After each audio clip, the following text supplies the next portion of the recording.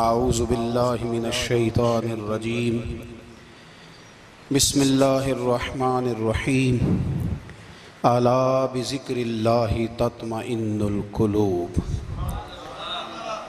صدق اللہ العظیم وصدق رسولہ النبی الکریم ان اللہ وملائکتہ یصلون علی النبی یا ایہا الذین آمنوا صلوا علیہ وسلموا تسلیما اللہم صل علی سیدنا و مولانا محمد معدن الجود والکرم وآلہ وصحبہ وبارک وسلم۔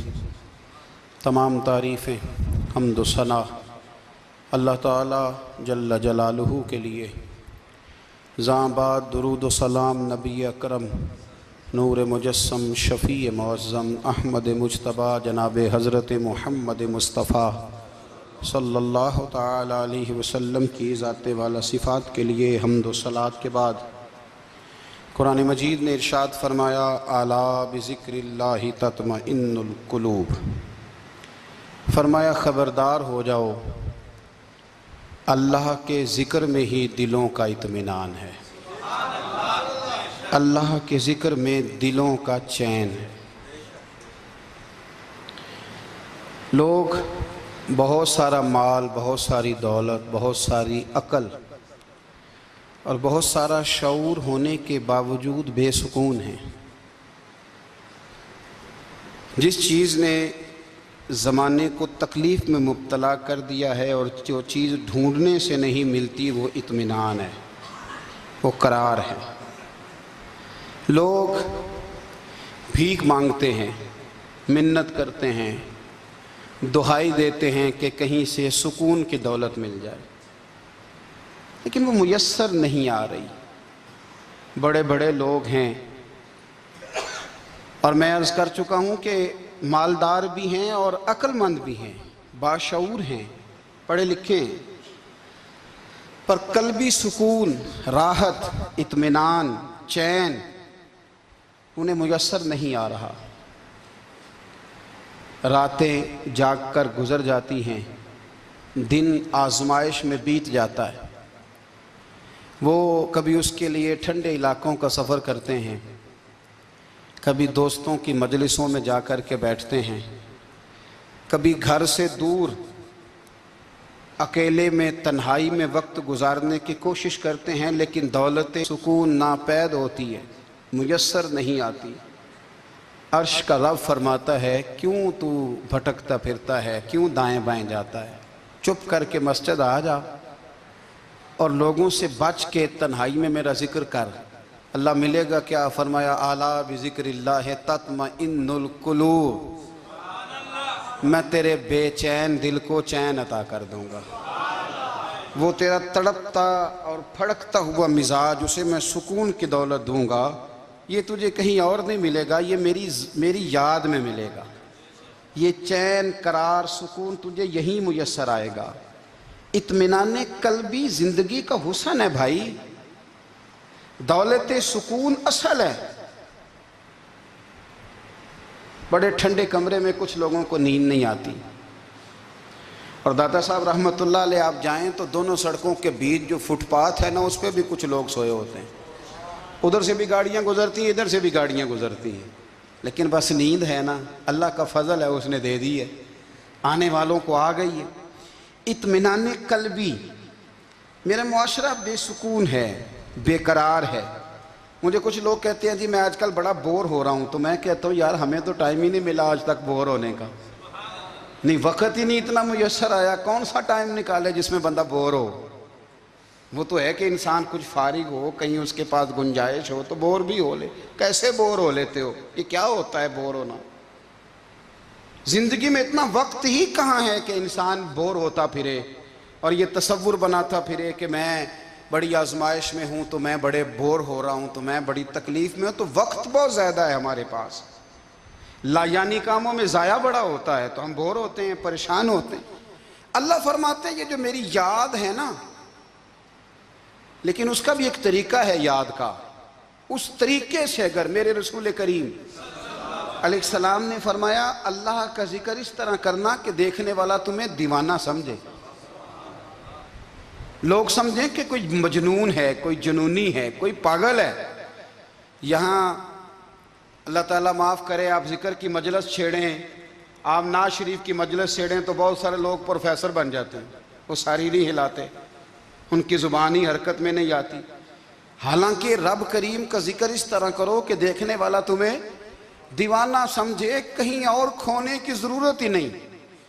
میرے حبیب گویا ہمیں فرماتے ہیں تو رب کے ذکر میں اس طرح کھو جا کہ تجھے دنیا کا خیال ہی نہ رہے، تجھے پھر دنیا کی ہوش نہ رہے۔ لیکن اگر نماز میں بھی خیال غیر آئے، ذکر میں بھی توجہ کہیں اور ہو، زندگی میں وہ عجیب لمحہ تھا، وہ میرے ساتھ تھا اور میں تنہا تھا، اگر ماحول یہ ہو کہ آپ کہیں جسم کے ساتھ تو موجود ہوں، روح موجود نہ ہو، تو پھر لذت ذکر بھی میسر نہیں آتی، پھر کیف نہیں حاصل ہوتا۔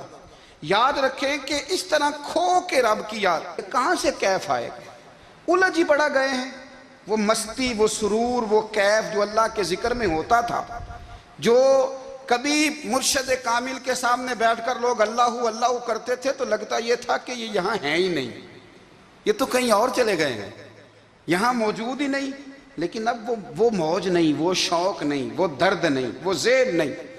اقبال تڑپ کے کہا کرتے تھے، خیرت کی گتھیاں سلجھا چکا ہوں، یا رب مجھے صاحب جنوں کر دے، اللہ مہربانی فرما، وہ کیفیت دے، وہ سرور دے۔ زندگی میں اگر اطمینان چاہتے ہو تو کبھی کبھی سب کچھ بھول کے نا تو مست ہو جایا کرو رب کی یاد میں۔ کبھی کبھی چھوڑ دیں دنیا، چھوڑیں یار موبائل، کسی وقت کریں اس کو بند، چھوڑیں اس بات کا خیال کہ فلانے نے سلوٹ کیا ہے کہ نہیں کی، چھوڑیں۔ حضرت باجزید بستامی رحمت اللہ تعالیٰ علیہ فرماتے ہیں میں نے اعتکاف کبھی اپنی مسجد میں نہیں کیا، یہ کہ سارے ہی ہاتھ چومنے والے، سارے ہی پیار کرنے والے۔ فرماتے میں جب اعتکاف کرتا تھا تو میں بستام سے دور نکل جاتا تھا جہاں کوئی مجھے جاننے والا نہ ہو۔ اٹھ بلیا چل اوتھے وسیے جتھے وس دے نہیں سارے ینے، نہ کوئی ساڈی ذات پچھانے تے نہ کوئی سانو مننے، چل ادھر چلیں۔ اٹھ بلیا چل اوتھے وسیے جتھے وس دے نہیں سارے ہی ینے، نہ کوئی ساڈی ذات پچھانے تے نہ کوئی سانو۔ اتنا شوق ہے سلوٹ کرانے کا، اتنا شوق ہے تعارف کرانے کا، اتنا شوق ہے اپنا بتانے کا، تو یہ چیز غلبہ کر جاتی ہے، پھر نام رہ جاتا ہے، روح نہیں رہتی، پھر وجود رہ جاتا ہے، پھر باطن کی کیفیت نہیں رہتی۔ خدا را اپنے آپ کو بے چین نہ کرو، بے قرار نہ کرو، بے سکون نہ کرو، رب کی یاد میں آ جاؤ، درود و سلام میں آ جاؤ، نعت کے حسن میں آؤ، تلاوت کی دنیا میں آؤ، سجدوں کے نور میں آؤ، آؤ کبھی کھول کے دل مسجد کی صفائیاں کریں، آؤ نہ کبھی کوئی بوڑھا دادی نانی دادا ان کے پاس بیٹھ کے پیر دبا کے اللہ کو راضی کریں۔ یہ کیف والی جگہ ہیں، یہ سرور والی جگہ۔ اتنی بے چین ہماری زندگی ہے، بے قرار ہے، تڑپتے ہوئے لوگ، لڑتے ہوئے لوگ، ایسے لگتا ہے ابھی ایک دوسرے کا گریبان تھام لیں گے، بے قرار بے چین۔ کسی کو انتظار کا کہا جائے نا کہ 10-20 منٹ کسی کا انتظار کرو تو بعض لوگ مجھے ایسے لگتا ہے جیسے یہ ان کا کلیجہ پھٹ جائے گا، ڈاکٹر کے انتظار میں بیٹھے ہیں تو بڑے پریشان ہیں، کسی کو ملنے گئے ہیں کو آدھا گھنٹہ بیٹھنا پڑ گیا تو بڑی دقت میں ہیں۔ اپنے آپ کو سکون دیں۔ آپ یقین کریں بڑا مزہ آتا ہے، کبھی کسی کا انتظار کرنا پڑے تو 2-4 تسبیح درود شریف پڑھی جاتی ہے، یعنی ذوق بن جاتا ہے کہ چلو اللہ نے موقع دیا ہے، کوئی سرکار کو یاد کر لیں، تنہائی مل گئی۔ ہمارا مزاج جس سختی کا شکار ہے، وہ سختی آہستہ آہستہ ہمیں زیادہ آزمائش میں ڈال گئی۔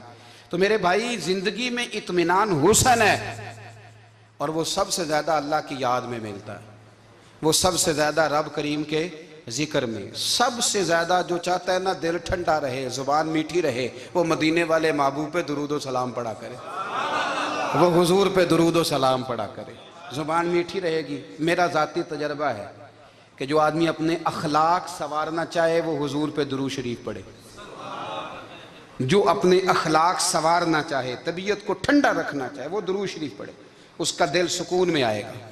کچھ کام اور ہیں زندگی میں اطمینان کے لیے، ان کا ہونا بھی بڑا ضروری ہے۔ سب سے پہلے اگر آپ چاہتے ہیں نا زندگی میں سکون ہو تو حقیقتوں کا سامنا کرنا سیکھیں،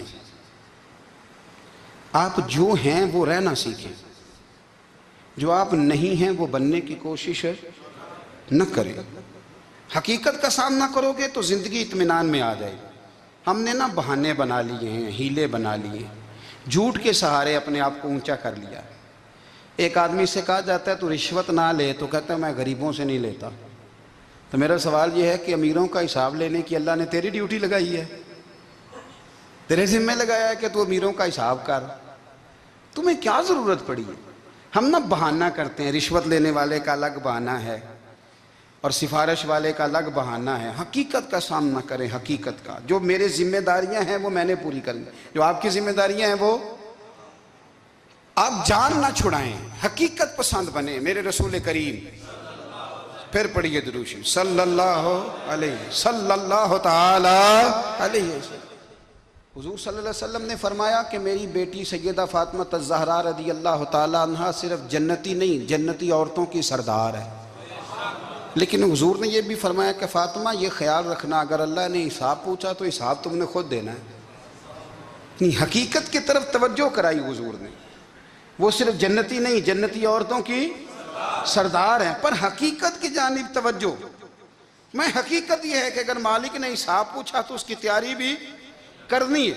دیکھیں نا، ہمیں کچھ یقین نہیں، اللہ معاف کرے کہ ہمارا حساب کیسا ہوگا، لیکن کتنے آزاد ہیں۔ یعنی بڑی دلیری سے بندے کہتے ہیں فجر نہیں پڑھتا جی، 3 پڑھتا ہوں جی، شاہ رہ جاتی ہے جی، کپڑے صاف، بڑی دلیری سے۔ اور سیدہ فاطمہ الزہرا نے ساری رات مصلی باندھ رکھا ہے، حالانکہ انہیں یقین تھا کہ رب مجھے بغیر حساب کتاب جنت دے گا۔ حقیقت کا سامنا کریں، جو حقوق آپ کے ہیں وہ آپ نے ادا کرنے ہیں، جو ذمہ داریاں ہیں وہ ذمہ داریاں ہیں۔ دیکھیں نا، حضرت موسیٰ کلیم اللہ علیہ السلام کے پاس اسرائیل روح نکالنے آئے تو حضرت موسیٰ نے تھپڑ مارا، آنکھ نکال دی، واپس گئے۔ اللہ انہوں نے تو جلال فرمایا ہے، کہا موسیٰ علیہ السلام سے کہیے بیل کی پشت پر ہاتھ رکھیں، جتنے بال ان کے دست مبارک کے نیچے آئیں گے اتنے 1000 سال ان کی عمر بڑھا دی جائے گی۔ یعنی میرے کان میں کوئی بتا دے کہ جناب 60 سال بڑھ گئی، یا آپ کے کان میں کوئی کہہ دے تو خوشی ہوتی ہے کہ نہیں؟ لیکن یہ حقیقت پسندی نہیں، اس لیے کہ 60 بھی گزر جائیں گے، 70 بھی، یہ حقیقت نہیں۔ حضرت موسیٰ کلیم، چلے میں مثال دیتا ہوں، سمجھ لے 10 بال، حالانکہ بہت زیادہ آتے ہوں گے، 10 بال اگر حضرت موسیٰ کے ہاتھ کے نیچے آئے تو 10,000 سال تو عمر بڑھ گئی نا۔ 10 یعنی 10 سال نہیں، 10 100 نہیں، 10 بہت زیادہ تھی نا۔ تو حضرت موسیٰ کلیم اللہ علیہ السلام سے آ کے عرض کیا گیا، حضور بیل کی پشت پر ہاتھ رکھیں، جتنے آپ کے ہاتھ کے نیچے بال آئیں گے اتنے 1000 سال عمر بڑھ جائے گی۔ تو حضرت موسیٰ نے حقیقت پسندی والی بات کی، فرمایا پھر کیا ہوگا؟ 10,000 سال کے بعد پھر کیا ہوگا؟ کہا حضور جانا تو پھر بھی ہے، فرمایا پھر ابھی چلتے ہیں۔ اگر جانا ہے نا، جانا ہے تو پھر، اگر جانا ہے تو پھر ابھی۔ اور سجنوں، اگر نماز پڑھنی ہے تو ابھی کیوں نہیں؟ اگر داڑھی رکھنی ہے تو پھر رمضان کا انتظار کیوں کریں؟ ابھی کیوں نہیں؟ اگر سچ بولنا ہے تو پھر، اگر رزق حلال کھانا ہے تو پھر انتظار کاہے کا؟ حقیقت ہوتی ہے، بہانہ ہوتا ہے، حقیقت چھپ نہیں سکتی بناوٹ کے اصولوں سے، کیونکہ خوشبو آ نہیں سکتی کبھی کاغذ کے پھولوں سے۔ یہ بات یاد رکھیں، اگر جانا ہے تو حضرت کلیم فرمانے لگے پھر 10,000 سال کے بعد بھی جانا ہے تو آج بھی۔ ہمیں بے قراری زندگی میں اس لیے کہ ہم حقیقت پسند نہیں، ہم بہانوں میں، ہم ہواؤں میں جیتے ہیں، ہواؤں میں، خیالات میں زندگی گزارتے ہیں۔ بڑا ٹائم پڑا ہے، مثلاً کتنا میرے رسول کریم صلی اللہ تعالیٰ علیہ وآلہ وسلم نے ایک دن صحابہ سے فرمایا تمہیں حیا نہیں آتی؟ حضور کیا ہوا؟ فرمایا وہ والے مکان بناتے ہو جن میں تم رہ نہیں سکتے، وہ والا مال جمع کرتے ہو جو کھا نہیں سکتے، حیا نہیں آتی؟ عرض کی حضور حکم کریں تو محبوب فرمانے لگے جوتے کا ایک تسمہ بند کرتا ہوں تو سوچتا ہوں دوسرا بند کرنے سے پہلے موت آ جائے گی، ایک سانس اندر جاتی ہے تو دوسرا آنے سے پہلے میں یاد کرتا ہوں کہ مجھے دنیا سے جانا ہے۔ تمہیں حیا نہیں آتی؟ وہ مکان بناتے ہو جن میں رہ ہی نہیں سکتے، وہ مال جمع کرتے ہو جو کھا۔ حقیقت پسند نہیں بھائی ہم۔ بہت سارے لوگ ہیں بڑی باتیں سناتے ہیں، بڑی میں کہتا ہوں اصل میں نا زیادہ باتیں سنا کے نا بیچارہ اپنے آپ کو مطمئن کرنا چاہتا ہے، اصل بات یہ ہے کہ اندر سے نا ہلا ہوا ہے، کچھ بھی نہیں، بڑا زیادہ ہنستا ہے اور مجھے لگتا ہے کہ کوئی گہرا زخم چھپا رہا ہے۔ اس لیے ملمہ سازی، حقیقت پسند بنو، حقیقت پسند۔ یاد رکھنا، من ترک صلاۃ متعمدا فقد کفر، میرے رسول نے حقیقت بیان کی، فرمایا جس نے ایک نماز بھی جان بوجھ کے چھوڑی اس نے رب کے رب ہونے کا انکار کیا، اس نے کفران نعمت کیا۔ یہ حقیقت ہے، کوئی کلیریفیکیشن نہیں، کوئی وضاحت نہیں۔ جو نماز نہیں پڑھتا، جھوٹ بولتا ہے، غلط بیانی کرتا ہے۔ جو شخص رزق حرام کما کے کہتا ہے کہ اس کے بغیر گزارا نہیں چلتا، وہ جھوٹ بولتا ہے۔ اس لیے کہ رب فرماتا ہے جب تجھے پیدا کیا ہے تو تیرا رزق میرے ذمہ ہے۔ اللہ فرماتا ہے کہ لا یکلف اللہ نفسا الا وسعہا، میں کسی پر وہ بوجھ نہیں ڈالتا جو اٹھا نہ سکے۔ نماز فرض کیا، اس کا مطلب ہے ہم پڑھنے کے قابل ہیں، اس نے ہمارے ذمہ داریاں لگائی ہیں، تو مطلب یہ ہے کہ ہم ذمہ داریاں ادا کرنے کے قابل ہیں، ورنہ وہ کہتا ہے میں وہ بوجھ ڈالتا ہی نہیں جو تجھ سے اٹھایا نہ جائے۔ اگر چاہتے ہو کہ زندگی میں اطمینان ملے تو خدا را حقیقت پسندوں والی زندگی گزارو۔ یہ فضاؤں میں زندہ رہنا، ہواؤں میں، اللہ بڑا معاف کرنے والا ہے، اللہ بڑا کریم ہے، معاف کر دے گا، تو بھئی یہ بات صحابہ کو بھی پتا تھی، یہ اہل بیت کو بھی خبر تھی، تو وہ تو ایک ایک بات کا لحاظ کرتے تھے۔ یہ غوث اعظم کو بھی پتا تھی، یہ ان کے والد کو بھی پتا تھی، جنہوں نے کسی کا ایک سیب کھا لیا تھا تو 12 سال اس کے گھر میں نوکری کرتے رہے، انہیں نہیں پتا تھا اللہ بڑا کریم ہے، معاف کر دے گا، ایک سیب ہی ہے نا۔ تو حقیقت پسندی آپ کو سکون دے گی، اور اگر آپ نے اپنے آپ کو غیر مطمئن کیا ہوا ہے، بات کچھ اور ہے، اور آپ نے اپنے آپ کو ڈال کسی اور طرف لیا ہے، تو پھر آپ کو سکون مل سکتا؟ سکون حقیقت پسندی میں، اصل میں سکون ہوتا ہے، اداکاری میں سکون نہیں ہوتا۔ تیسری بات سنیں، اگر آپ چاہتے ہیں زندگی میں مطمئن رہیں تو دنیا داروں سے امیدیں توڑ دیں،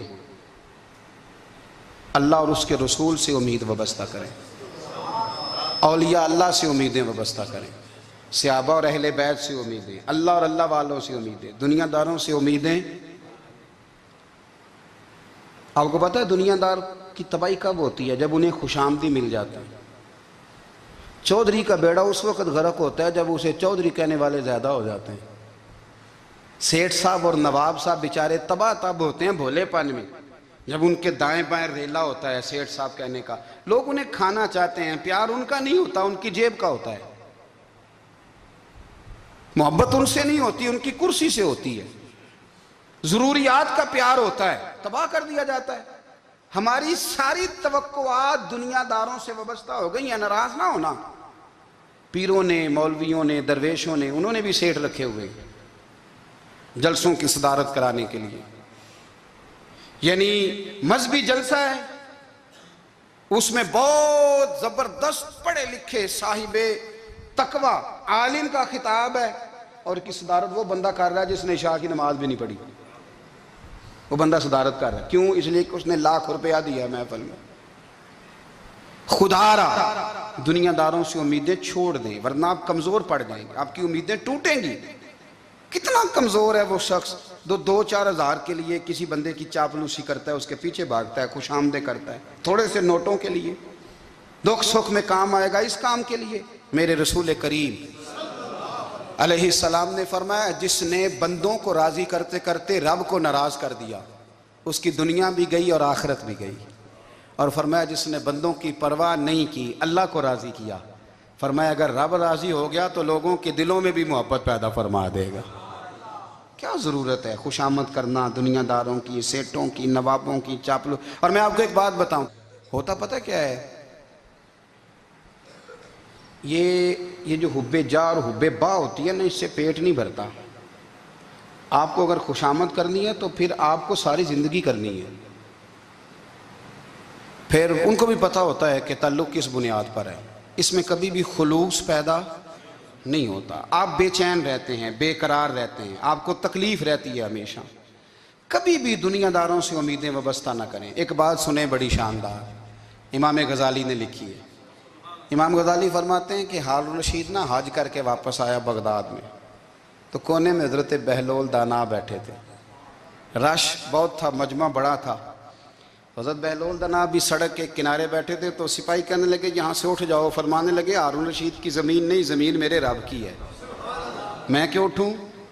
وہ قریب سے گزرا تو سلام لی، تو آپ نے اس کا پروٹوکول دیکھا تو فرمانے لگے ہارون رشید تجھ سے تگڑے تگڑے موٹے موٹے پروٹوکول میں نے لوگوں کے دیکھے ہیں، اور یہ جو تیرے دائیں بائیں آج تیرے نعرے لگا رہے ہیں یہ پہلے ان لوگوں کے نعرے لگایا کرتے تھے، اور تھوڑا وقت گزرنے دے، جو تیرے بعد آئے گا نا یہ سارے پھر ان کے نعرے بھی لگائیں گے۔ تو جھوٹ کی دنیا میں زندہ ہے، ان سے تو نے امیدیں وابستہ کی ہیں، یہ کل اس کے نعرے لگائیں گے۔ اس کے دل پہ بڑا اثر ہوا، گھوڑے سے اتر آیا، آگے کہنے لگا حضور آپ نے مجھے بڑی اچھی نصیحت کی ہے، میرا دل بڑا ٹھنڈا ہوا ہے، میں نے سنا ہے آپ مقروض ہیں، کچھ لوگوں کا قرض، تو مجھے کوئی حکم ہی کر دیں۔ آپ ہنسنے لگے، فرمانے لگے یار تو بڑا ہی بیوقوف ہے، بڑا ہی بیوقوف ہے، تو میں تجھے نصیحت کر رہا ہوں تو مجھے الجھا رہا ہے، حضور کوئی حکم کر دیں۔ کیا خوبصورت انداز ہے رب کریم کے بندوں کا۔ حضرت بہلول دانا فرمانے لگے تیرا رب کون ہے؟ کہا اللہ، تو فرمایا میرا کون ہے؟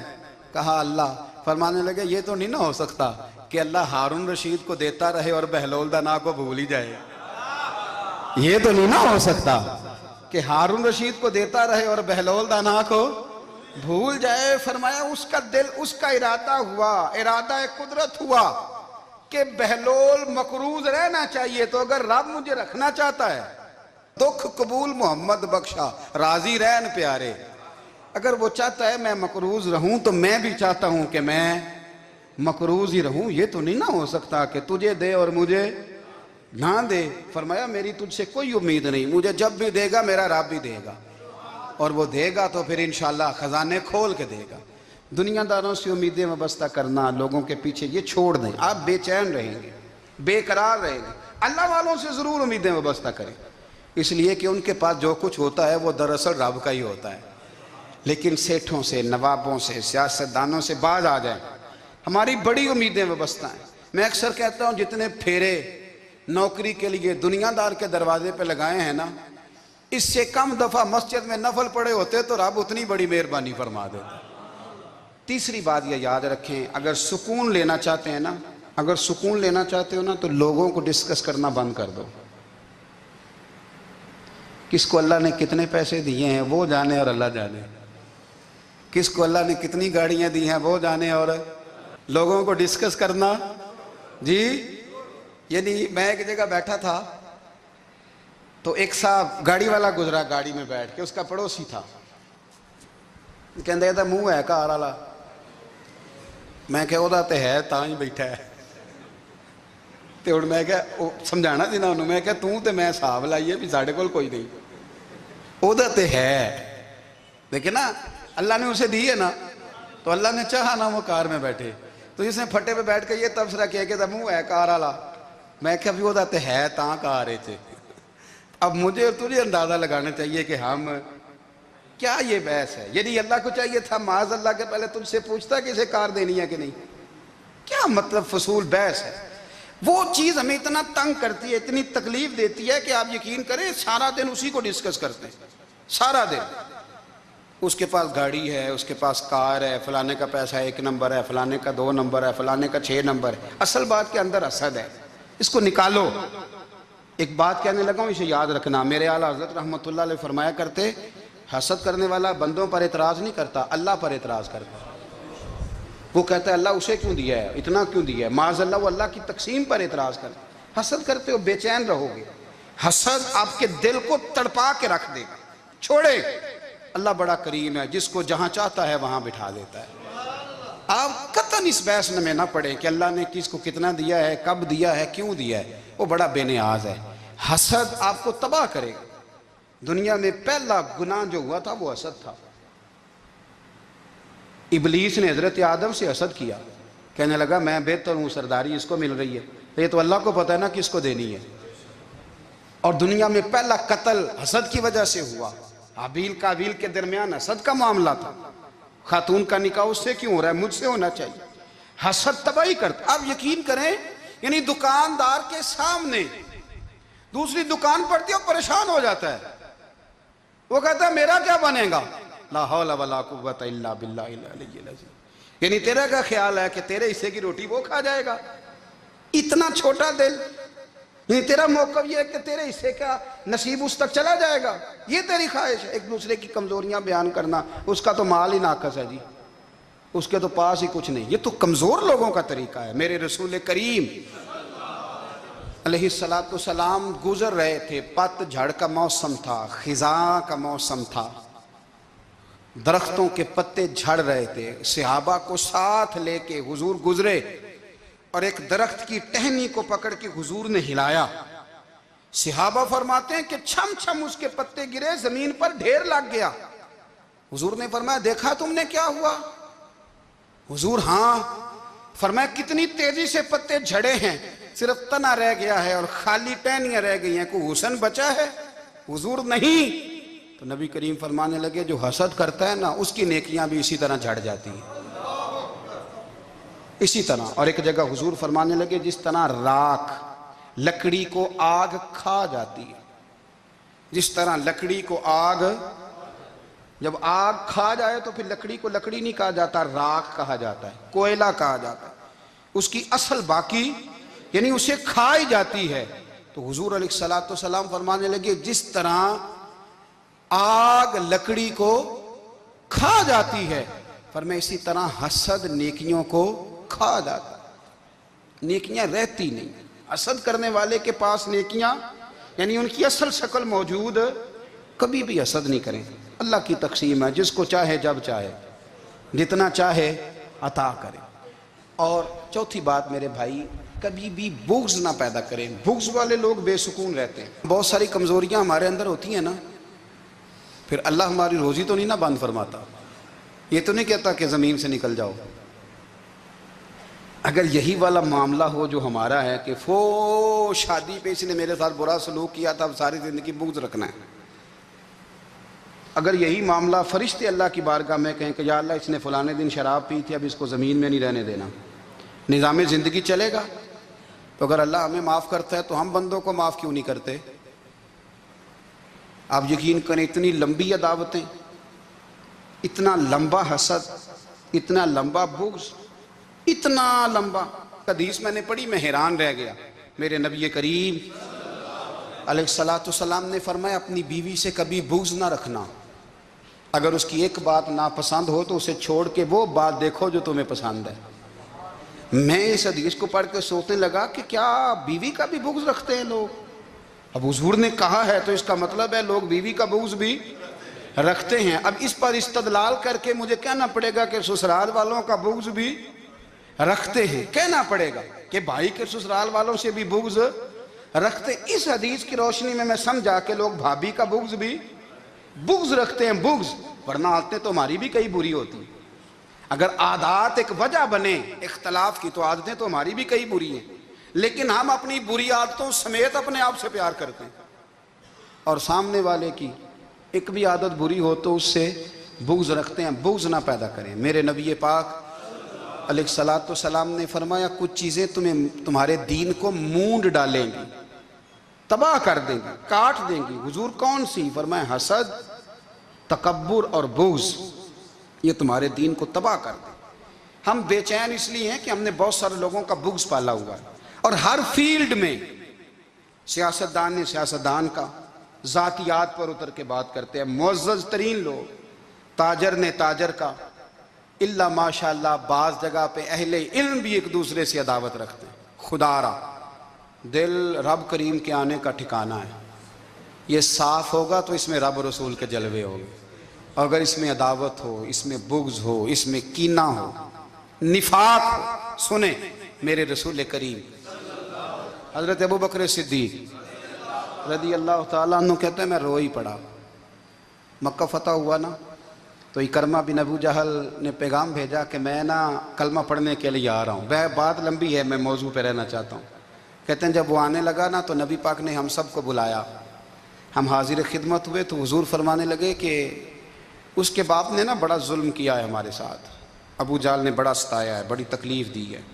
آپ مجھے بتلائیں کہ وہ ایک دفعہ کسی شادی پہ بحث ہوتی ہے بیوی کے بھائی کے ساتھ، پھر ساری زندگی اس بیچارے کو معافی وہ 10 دفعہ گھر آتا ہے معافی مانگنے پر سوال ہی نہیں پیدا ہوتا، میں او ہو مجھے ہی کہہ دیا، یعنی پھر میں مجھے ہی کہہ دیا آپ نے اور میری شان میں بے ادبی اور پھر میں معاف کر دوں، توبہ توبہ توبہ، یہ کیسے ہو سکتا ہے؟ میری ناک نیچی ہو جائے گی اور آپ نے مجھے کہہ دیا، سوال ہی نہیں پیدا ہوتا۔ اور یہ رونا میں اکثر ہوتا ہوں کہ شادی والے دن داماد صاحب کا زیادہ دماغ خراب ہوتا ہے، جب چھوٹی سالی کی شادی ہوتی ہے نا، اس دن اس کو بخار چڑھتا ہے، کوئی اس کو کان میں کہتا ہے تیری عزت نہیں کر دے، اس دن اس کا دماغ خراب ہو جاتا ہے، بچے اٹھا کے نکل آتا ہے، وہ بیچارہ سسر منتیں کر رہا ہوتا ہے کہ تیری مہربانی آ جا، یہ عزت کرا رہا ہے۔ تو میں نے کہا احتجاج کر کے جو عزت کرائی جاتی ہے وہ عزت نہیں ہوتی۔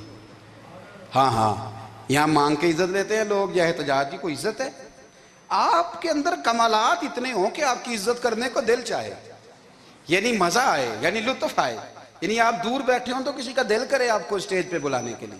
یہ کیا بات ہوئی کہ چھائے جانا اور بھاگ کے آگے جانا؟ ان سے نکلیں۔ اکرمہ بن ابو جہل کلمہ پڑھنے کے ارادے سے آ رہے ہیں، حضور علیہ السلام نے صحابہ کو بلایا، کتنی زیادہ عداوت رکھی جا سکتی تھی معاذ اللہ؟ کب سے وہ چلا تھا ظلم کرنے، اور اس کے بعد اس کا بیٹا شروع ہو گیا، کتنی باتیں تھیں جو ناقابل معافی تھیں، پر کریم رسول نے ہمیں بتلایا ہے کہ سکون والی زندگی کہتے کس کو ہے۔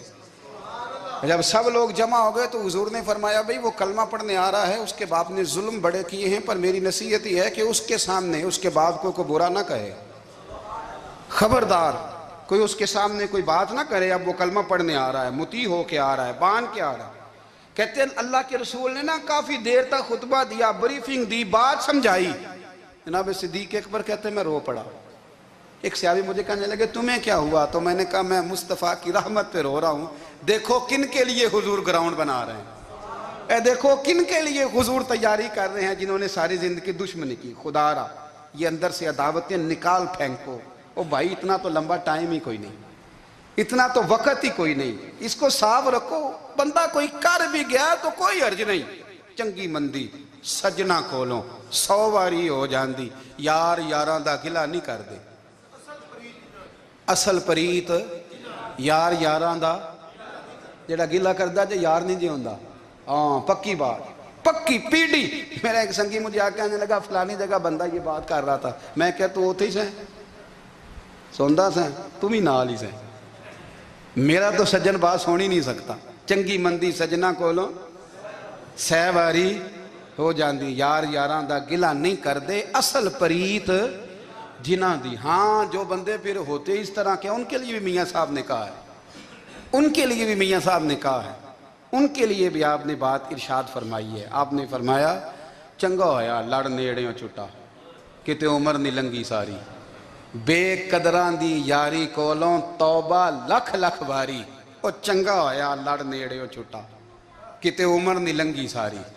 جو اس طرح کا تھا نا شکوے کرنے والا، بغض رکھنے والا، فرمایا بے قدران دی یاری کولوں توبہ، یعنی لاکھ تے لاکھ کنے ہو گئے، یعنی 2 لاکھ باری توبہ کی تھی انہوں نے، گنی نہیں جا سکتی جتنی میاں صاحب نے توبہ کر دی۔ بے قدرے دوست، بے قدران دی یاری کولوں توبہ لکھ لکھ باری، چنگا ہویا لڑ نیڑیوں چھٹا، کتے عمر نہیں لنگی ساری۔